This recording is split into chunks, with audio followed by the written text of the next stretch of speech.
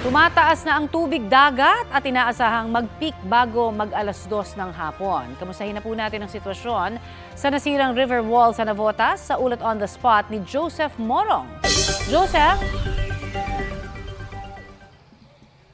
Yes, Connie, nilagyan na nga ng mga sandbag itong nasira na river wall dito sa Navotas nitong Sabado. Pero nangangamba nga yung ilang mga residente na mamaya kasi bandang alas 2 ng hapon ay mag-high tide na naman. Bukod sa sandbag ay may mga tapal na rin na plywood itong nasirang river wall dito sa Celestino Street sa Barangay San Jose sa Navotas. Pero ayon sa mga residente, nangangamba sila kung kakayanin nito yung tubig na mula sa dagat na inaasahang aapaw kapag nag-high tide mamayang alas 2 ng hapon.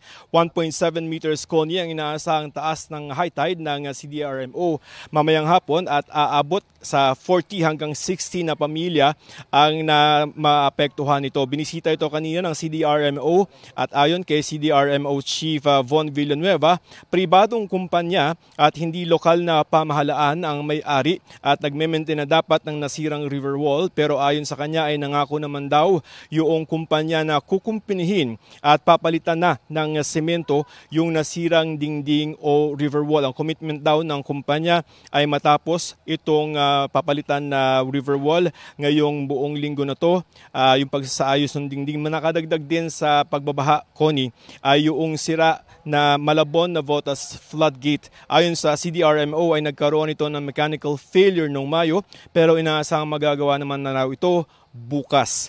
Ngayon, Connie, ay sa tingin natin ay hanggang sa ngayon ay gumagana pa naman yung sandbag at pero titingnan natin kung kakayanin nito yung inaasahan nga kanina or mamaya na pagtaas ng tubig. 1.7 meters yan yung high tide. Kanina naman ay namigay na rin ng mga gamot kontra sa leptospirosis at iba pang mga sakit ang City Health Office sa mga residente dito, Connie. Maraming salamat, Joseph Morong.